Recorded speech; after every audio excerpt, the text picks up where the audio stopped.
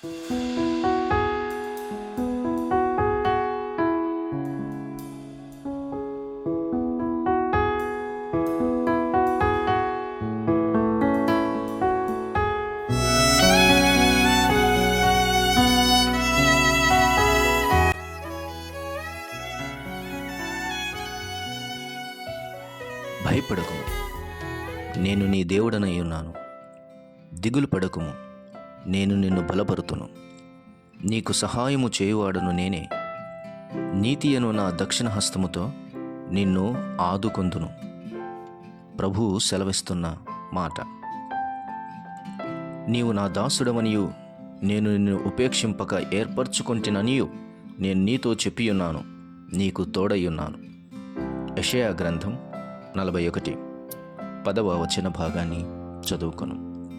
దిగులు పడటానికి అసలు నీవెవరు? ఆయన ఏర్పరచుకొనిన దాసుడవు, దాసురాలవు కాదా?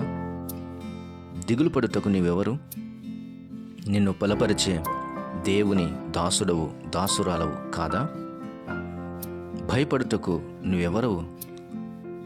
నీవు నా దాసుడవనియు నేను నిన్ను ఉపేక్షింపక ఏర్పరచుకుంటునని నిన్ను గూర్చి దేవుడు చెప్పిన సాక్ష్యము లేదా? నువ్వు ప్రత్యేకింపబడినవాడు. నీవు నేను భూమి మీద ప్రత్యేక జనాంగమని మరచిపోయామా? అంతేలే, లోకము దగ్గరవుతున్నప్పుడు దేవుడు దూరమవక ఇంకేముంది? భయము దగ్గరికి వస్తున్నప్పుడు ధైర్యము చెడకయ్యముంది? పునాదులు పాడవగా నీతిమంతుడేం చేయగలడు అన్నట్టుగా నీవు వ్యతిరేక దిశలో నడుస్తున్నావేమో. ఒక్కసారి నీ ప్రభు వైపు తిరిగి చూడు. అదే వాగ్దానం, అదే ధైర్యం, అదే ప్రోత్సాహం కనపడుతుంది. భయపడకుము, దిగులు పడకుము. ఈరోజు దిగులు సానుభూతి అనుకుంటున్నారు. అమ్మో కాదు, అది చాలా డేంజర్. దిగులు పడకుము, నేను నిన్ను బలపరుతును అంటున్నాడు. అనేక మారులు దైవ గ్రంథంలో ఈ మాట రాయబడింది. అసలు దిగులు నీలో పుట్టింపకుండా చూసుకో. దిగులు పుట్టకుండా నువ్వు కాపాడుకో.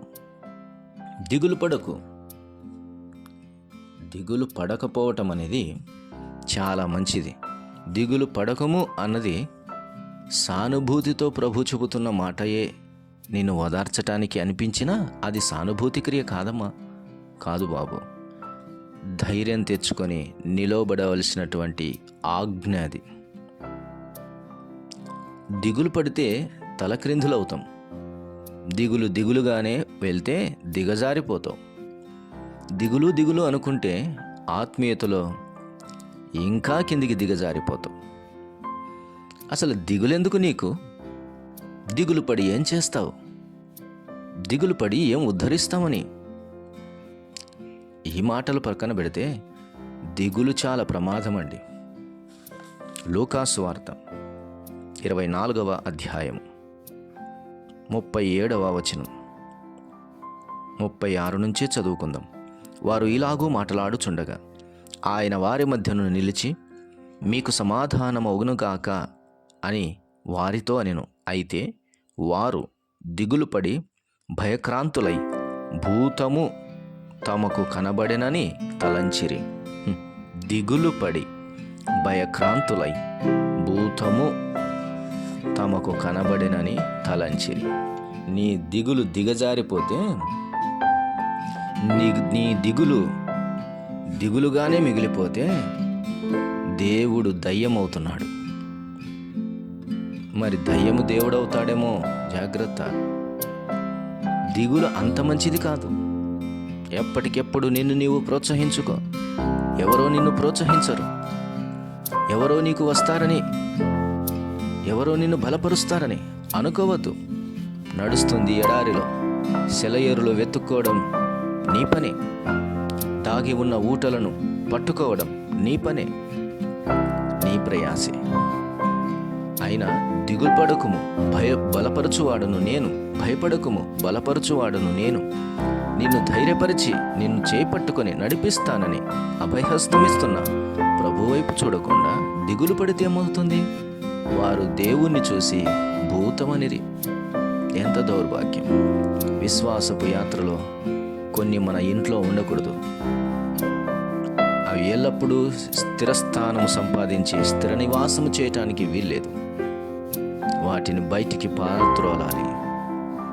దిగులును, భయాన్ని, సంశయాన్ని, అనుమానాన్ని, అవిశ్వాసాన్ని, అక్రమాన్ని, చీకటిని, అంధకారాన్ని, అవిధేయతను, అవిశ్వాసమును, అపరాధములను బయటికి పారద్రోలాలి. అవి చీడపురుగుల లాంటివి. ఇంట్లో తిరుగులాడే చీడపురుగుల లాంటివి. వాటిని చూస్తే ఇల్లు ఎలా ఉంటుంది? వాటిని బయటికి పంపించాలి. ఎంత దౌర్భాగ్యపు స్థితి! దేవుడు వచ్చి సమాధానము కలుగునుగాక అంటుంటే దిగులుపడి భూతమంటున్నారు. ఇది కాదా దిగులుకు పర్యవసానం? దిగులు పడుతూనే ఉంటుంటే ఇది కాదా? వారు కలవరపడి హృదయములో సందేహములు కూడా పుట్టిన వారికి. కాబట్టి ప్రేమైన దేవుని వారలారా, ఉదయకాల సమయంలో భయము, దిగులు అన్నవి నీ దగ్గర పెట్టుకోవద్దు. పెట్టుకోవటం వల్ల నా మీద ఎవరికో సానుభూతి కలుగుతుంది అని అనుకుంటున్నావేమో. కాదు, అవి నిన్నే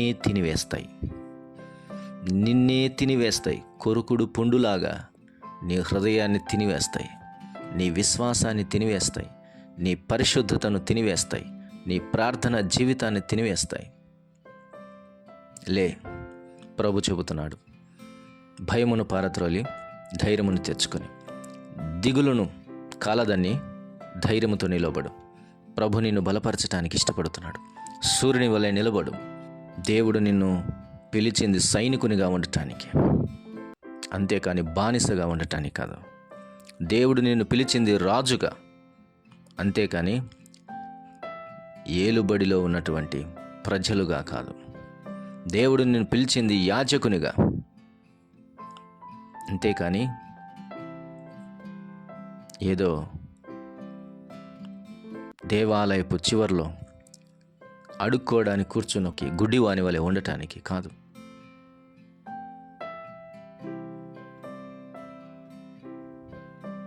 ప్రభునందు ప్రియమైన దేవుని వారలారా, దిగులు, భయము నీ జీవితాల్లో, నా జీవితంలో ఉండటానికి వీల్లేదు.